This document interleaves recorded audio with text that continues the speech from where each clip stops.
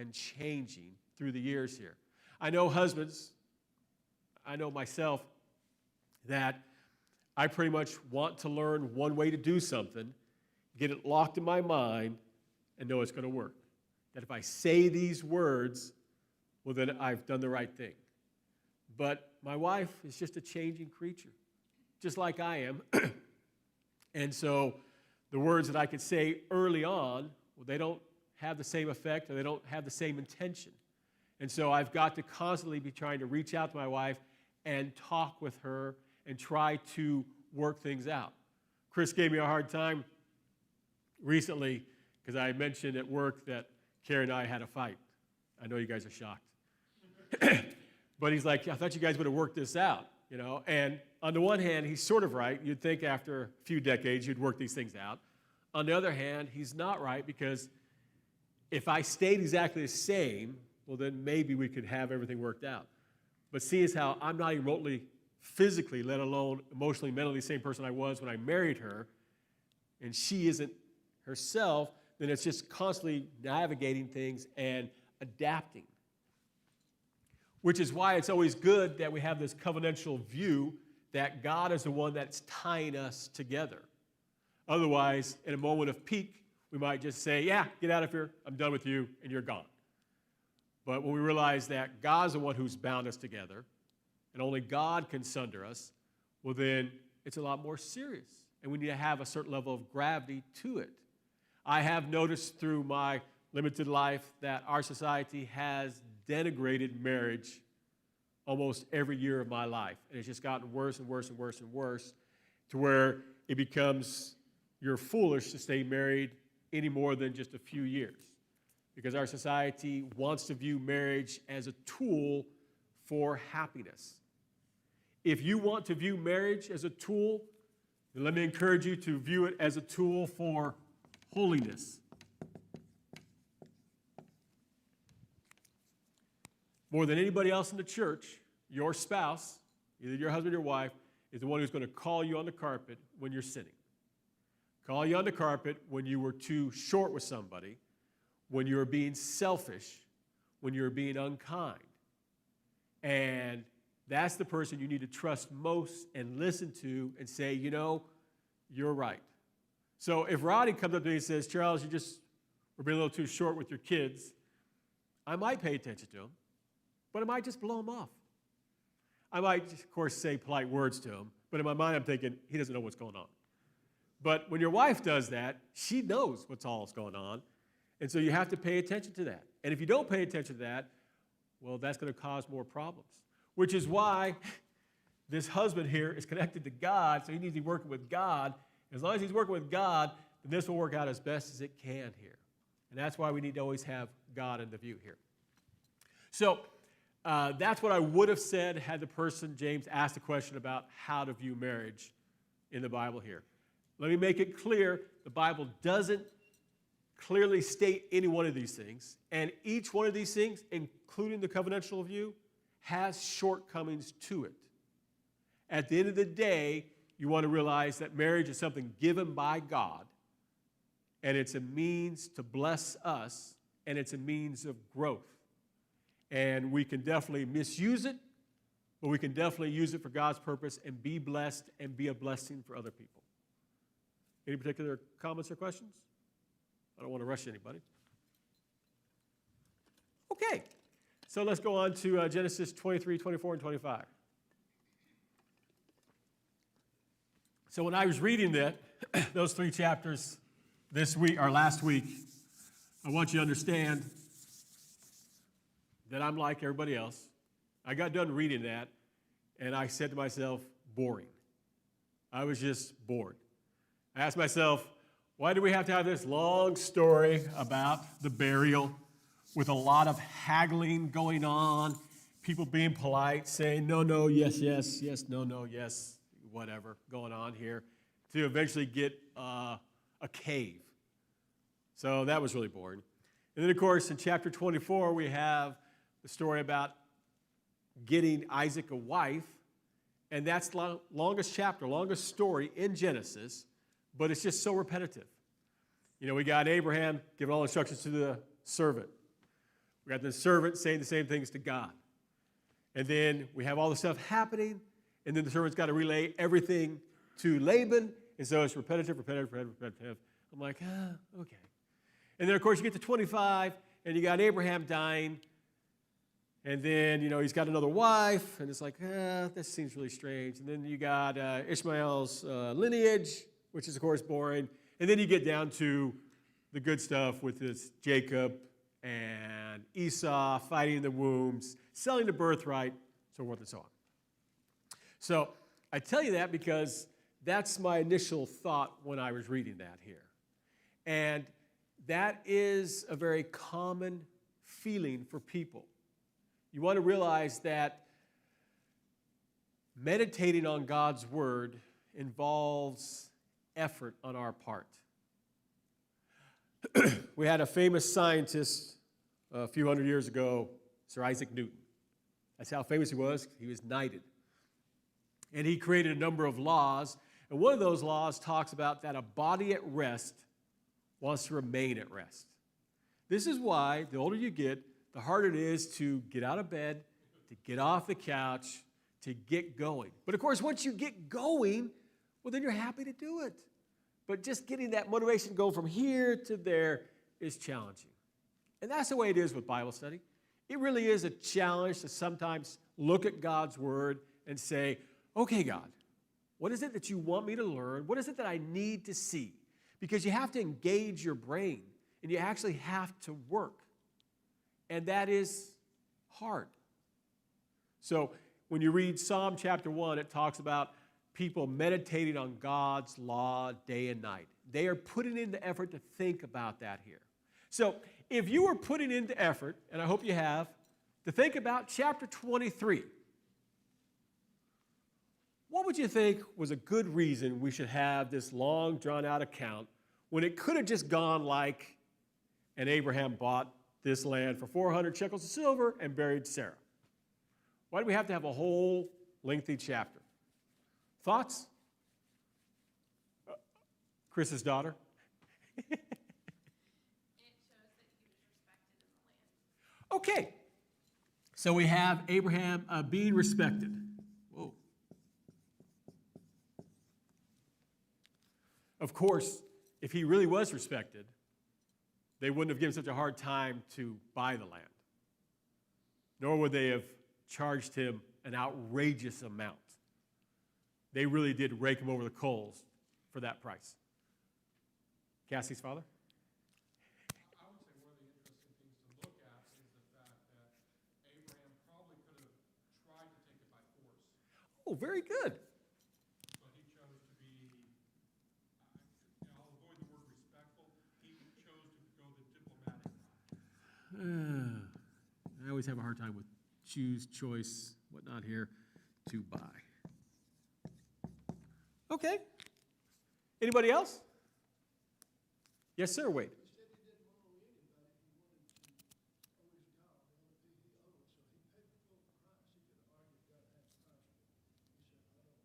Yeah, he didn't want to owe anybody here. So let me give you a little bit of background to help you understand some of the things that are going on. When we read the story, we approach it from a Western point of view, and so it just seems a lot of politeness going on. But that really is, even to this day, how discussions, transactions take place. Because unlike many of us, tempers fly quickly in certain parts of the world. And when a person loses a temper, they're liable to lose it in such a way to result in death. And if not death, then definitely to result in a hatred that lasts generations here. So people in the Middle East have learned to engage in conversation in such a way as to minimize that possibility. And that was what was going on some with Abraham here. So they're being polite because, again, Abraham wasn't an inconsequential individual. You don't want to tick off the guy who's got a standing army over there, already killed a bunch of kings, rolled in and did this and rolled out, did that stuff here. So you don't want to do that here. But on the other hand, their issue was they didn't want him to own anything in this land. They just didn't want him to own anything, which is why they said they're happy to give it to him. They're like, we'll give it to you here, We don't want you to own any land. Now, you want to realize, we wouldn't necessarily think this, that had Abraham done that, then as soon as Abraham was dead, as soon as the individuals who sold the land were dead, well, that individual's children could have just reclaimed the land and disinterred the grave and done something else with that, because that's what they do. That's also why Abraham paid full price. We do have a lot of clay tablets that were just business transactions from a number of areas in the Mesopotamian region that are just mundane transactions here. And we do see that sometimes if you did not pay full price for a property, the next generation, the children, the children's children, could reclaim it, saying that you still owed them money, and they could take it back. See, again, from our point of view, that makes no sense. If I buy it, then I buy it. And if I bought it for cheap, then that's too bad. I have it. But if I have it, I have it. But that's not the way they viewed life here, which is why Abraham spends time haggling with them and making sure that he is going to get the land here. And so he's talking to the group, then he centers it on one individual, so it's no longer the group consensus about a stranger owning land in their land. Even though Abraham already had water rights, he didn't actually own any land. So he narrowed it down to one individual so that he could appeal to that person's sense of greed and get some land, which is why the guy threw out that 400 shekels. That's a huge amount of money. Again, you would make, a couple shekels a year. Yes, ma'am? Well, a year's wage for a laborer was anywhere from 5 to 10 shekels a year. So you could see that'd be 40 years, a lifetime's worth of wages to buy basically a cave to bury your family in. Now, he did throw in the land a little bit around it for the farm. So Abraham did actually get a little bit more for his value, but it was an outrageous amount, which is why the guy threw it out. But when we read it, it seems so polite and nice that we're not really seeing the guy isn't being nice. And so that's why Abraham says, I'm just going to give you the $400, or 400 pieces of silver. You want to see that Abraham is going to get this land because this is what God has promised him. And since God has given him all this money and all this wealth, he has no problem. But more than that, Abraham is doing this because he does not want his children or his children's children to have to work this hard to get a place in the promised land to bury them. If you look at how different Isaac is from Abraham and then Jacob from Isaac, you could definitely see that Isaac most likely would have been taken advantage of by the Hittites in that area. He didn't have the same experiences as Abraham, wasn't as sharp as Abraham, and so he'd had more difficulties. So Abraham's just going to get it all done now, and once that's done, then it's done. An incidental point that we should get from this is on the importance of burial. I know in our society that we like to do cremation, and we don't like burial. So my mom was cremated, so I'm not trying to get anybody riled up too much here, but burial is an affirmation of the importance of the body. In the societies around them, people had a tendency to burn the bodies more than bury them. And that came into culmination with the Roman Empire, and the Roman Empire just burned everybody. That's the way they did things here. When Jesus walked the earth, the common burial practice was something along the lines of this, that the person would die, they'd be wrapped up within that day. Before the sun was down, they were in the burial cave. They would be in that cave for a year or so, long enough for the body to have desiccated and decayed, so any various bugs or whatnot to consume it, to where you just have a bunch of bones left. The family would come back to have a secondary burial about a year later, and they would have the bones prepared and cleaned. They would take a limestone rock, carve it out based on how long the longest bone was, and they would put those bones in that box, and then put the lid back on that box, and then put that in the family burial site. You hear the word ossuary? That's a bone box. That's what Jesus would have been buried in if he was just a regular person here. And that's what people did, at least Jewish people here. Romans, they just burned everybody because in their mind, land was too valuable and the body had no value. So might as well just burn it. The Greeks, they went back and forth as what they should do and shouldn't do here. And into the modern times, we think about Viking burials where you just put the body on a ship, light the ship on fire, send it out because the body's not important.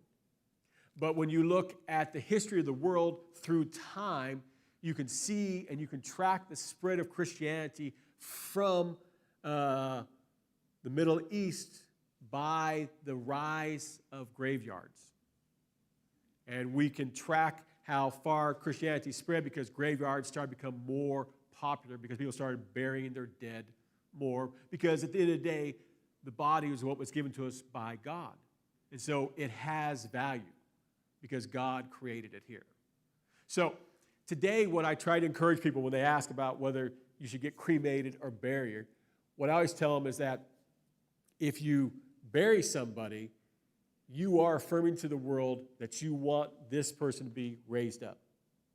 When you cremate somebody, you want to make sure you're letting people know that your body of your loved one is important and you expect that person to be raised up.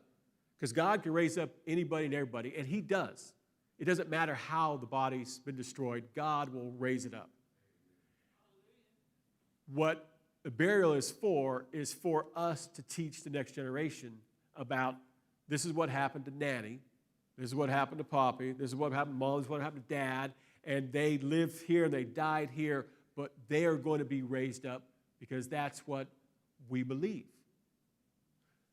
Questions? Clarifications? Oh, yes, ma'am.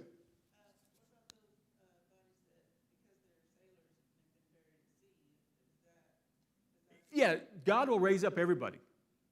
Yeah. It is a burial. Yes, it is a burial because they're treating the body well. The Roman Empire burned the bodies because the body had no value. And that's why they did that. The Greeks did the things they did with bodies because, again, the body had no value. Only the mind or the spirit had value. Christianity was one of the first religions to say the body had value. Egyptians, they did embalm the body, but then they expected that in the next life you need to have all this physical stuff, your wealth, your servants, your spouses, your concubines, in order to have a successful afterlife, which in their mind still wasn't physical at all. Christianity is the only religion that's really taught that we're looking for a new heavens and a new earth where we're going to be raised up in a new body. Everybody else just said the afterlife was some spiritual, ethereal sort of thing here. Roddy? No? Okay. Since this is being recorded, if you want points of clarification, now is the time to make it so I don't misspeak myself too much. Okay, so that's what I would say about chapter 23. 24 is a lengthy chapter about Abraham trying to ensure that Isaac gets a wife. So when you read that, what did you think was significant about that?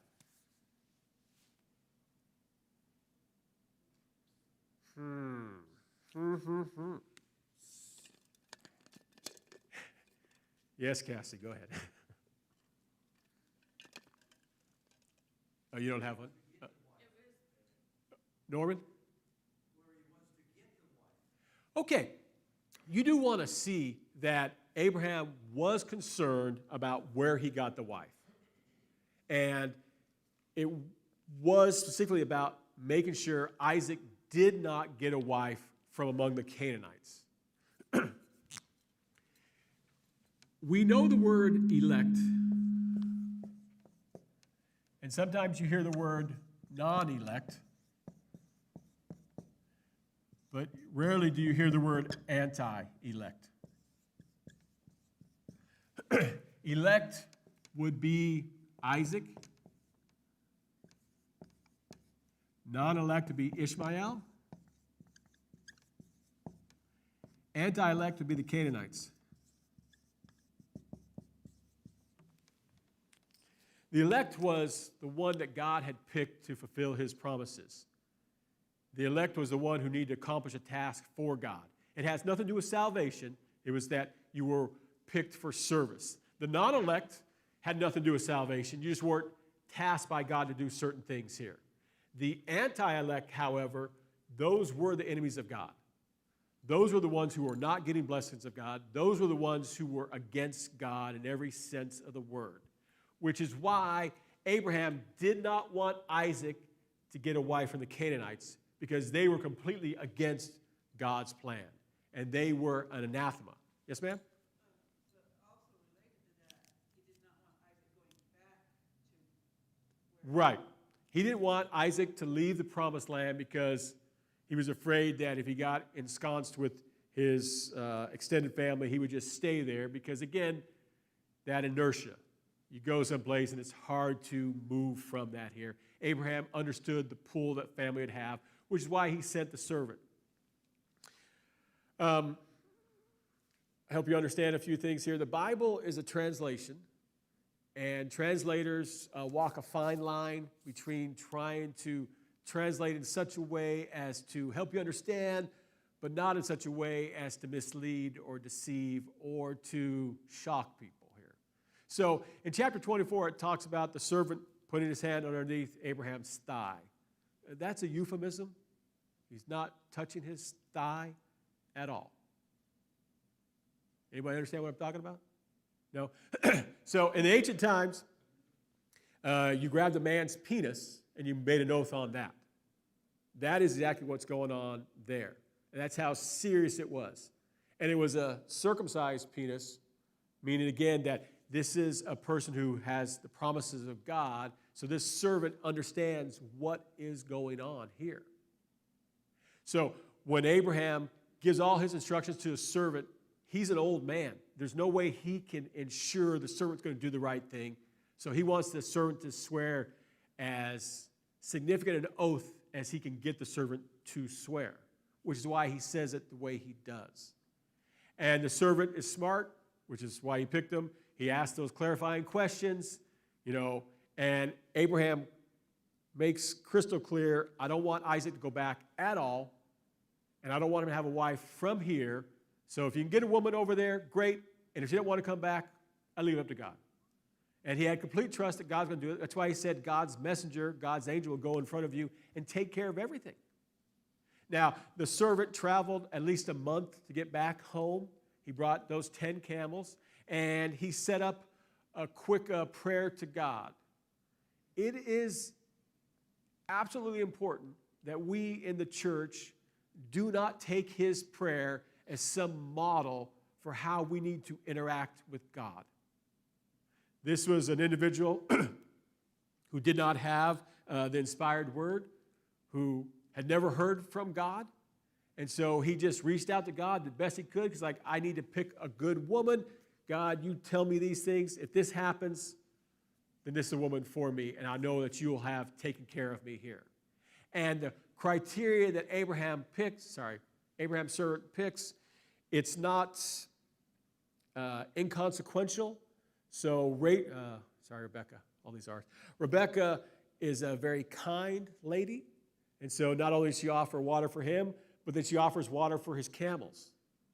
I don't know if you guys have ever seen camels. They're rather large animals, and they need about 25 gallons of water. So we're talking like 250 gallons of water to fully re-up the camel's hydration system.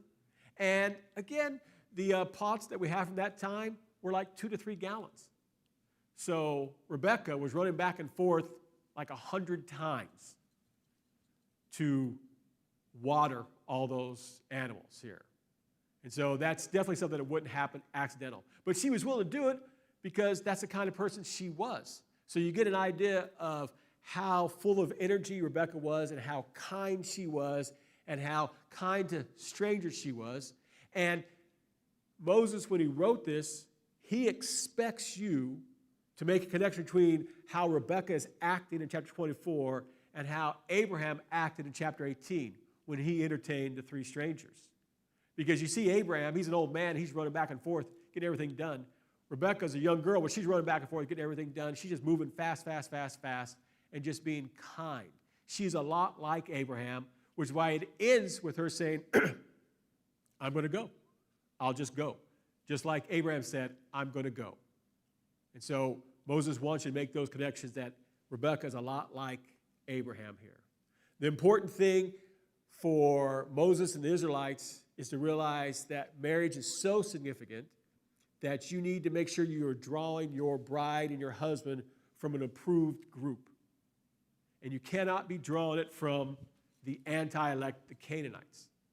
The Israelites never learned that. That's why you get the book of Judges, and they just went downhill so fast because they were not paying attention to what God was trying to say here.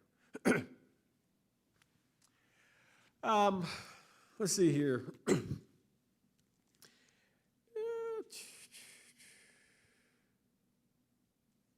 Any particular questions on chapter 24?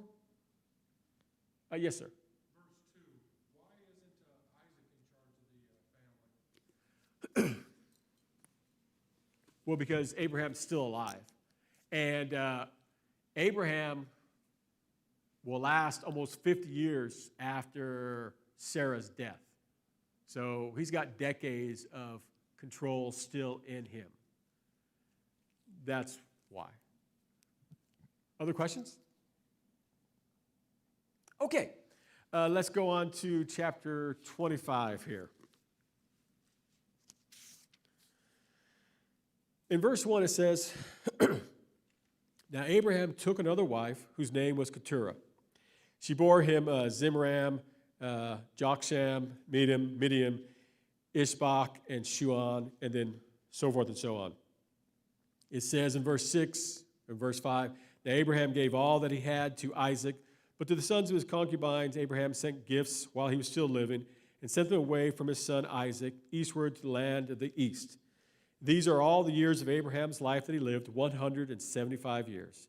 Abraham breathed his last and died in a ripe old age, an old man, satisfied with his life, and he was gathered to his people. Then his sons Isaac and Ishmael buried him in the cave of Machpelah in the field of Ephron, the son of Zohar the Hittite, facing Mamre. I want to remind you that the Bible is not in chronological order. So we have the death of Abraham here, and then we have the birth of Jacob and Esau in the next chapter. But when you work out everybody's age, you see that Abraham was alive when Jacob and Esau were born. And he would have been around for like 15 years of their life. But Moses is trying to bring Abraham's life to a close to move on to Isaac's life. And so that's why we have his death notice given here, but chronologically it's not going to take place until after Isaac and Esau have been around for over a decade here. All right? A second thing, we do not know, it's not clear from English or Hebrew, whether Keturah was just a concubine or whether Abraham married her after Sarah died and she became a wife, or whether he married her and she was considered a concubine wife, various things along those lines. Because you see it uses it interchangeably in the section there, so we just don't know what's going on. What we do want to realize, and the reason it's pointed out, is not to denigrate Sarah in any way. Rather, it's to point out that God is fulfilling his promise about Abraham being a blessing and bringing forth all these nations. So we see these individuals, they bring forth other nations who bring forth other nations. And so Abraham really is the father of everybody in the Middle East. And Abraham ensures that only Isaac is the son of the promise. Only Isaac receives the blessing.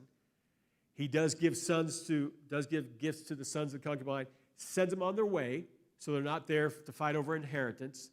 And only Isaac and Ishmael are considered his sons. and only Isaac is considered the son of the promise, which is to say, the elect.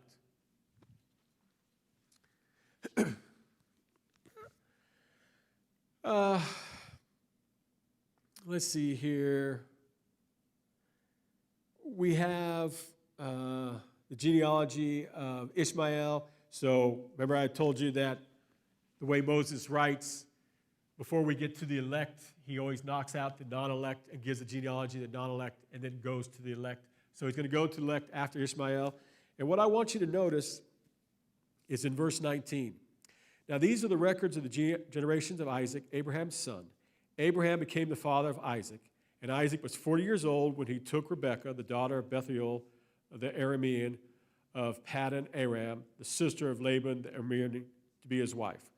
So you want to remember that Sarah died when Isaac was about 37.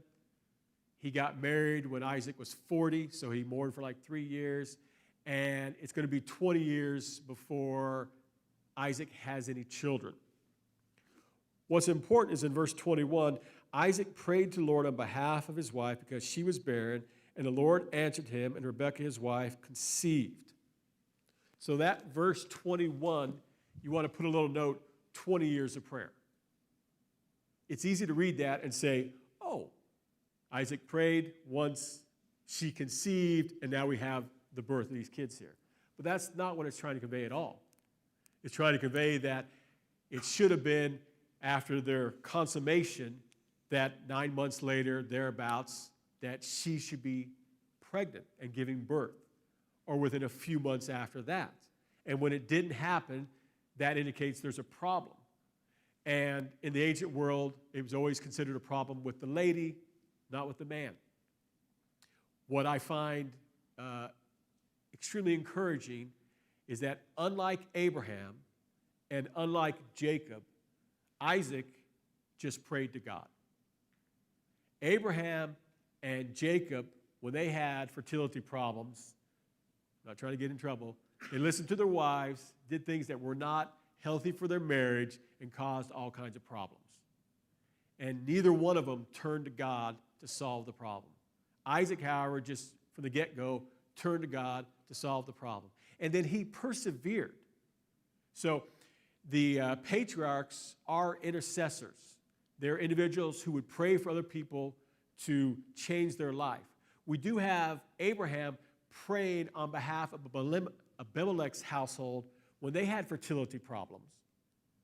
He didn't pray for himself when he had fertility problems, but he did pray for other people. Isaac was the only one who prayed for his own wife when they had fertility problems. And after 20 years, God answered his prayer.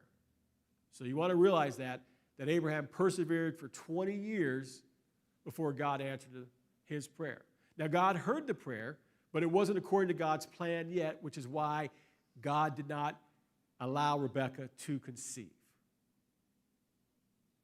Any questions, Michelle? Okay.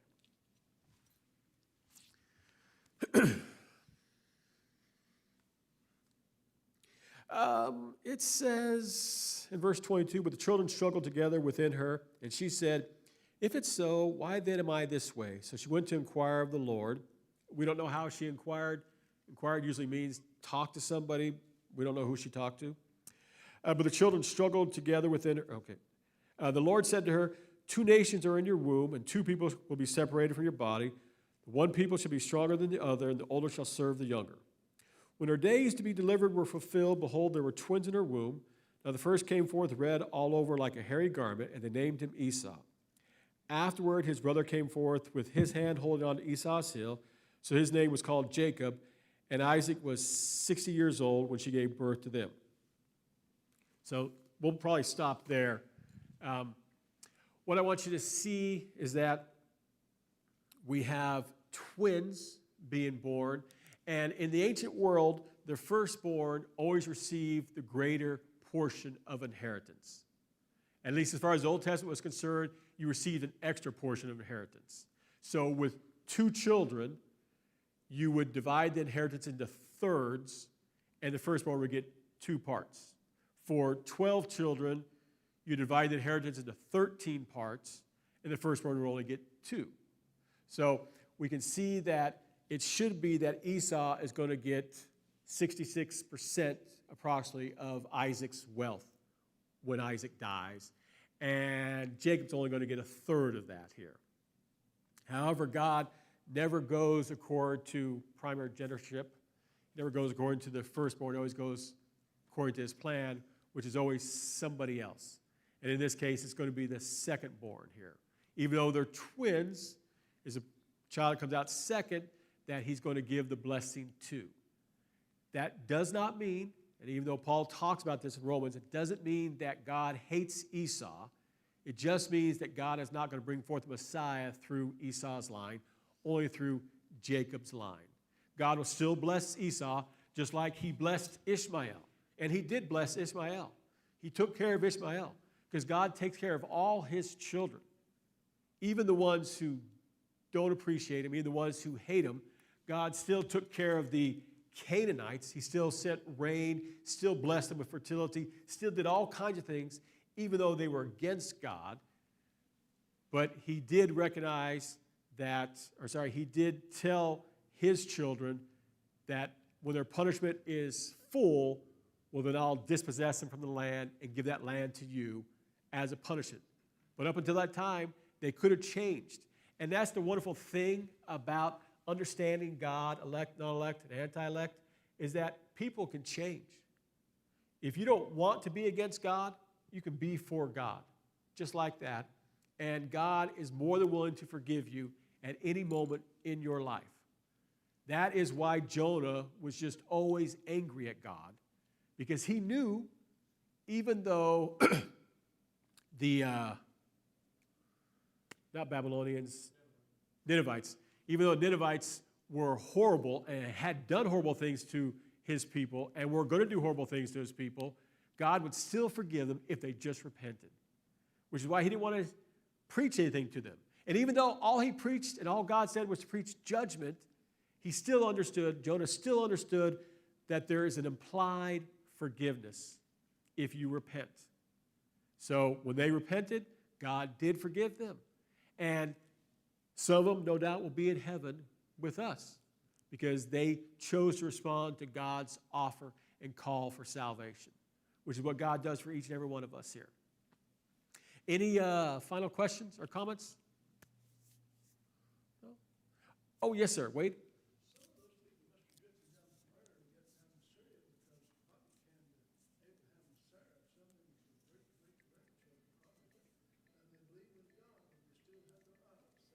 Yes, a lot of people definitely changed, and they definitely moved around a lot. And so Abraham, his family, definitely spread over all of the known world here. So we'll go ahead and cover the end of chapter 25, 26, and 27 next week. Class dismissed.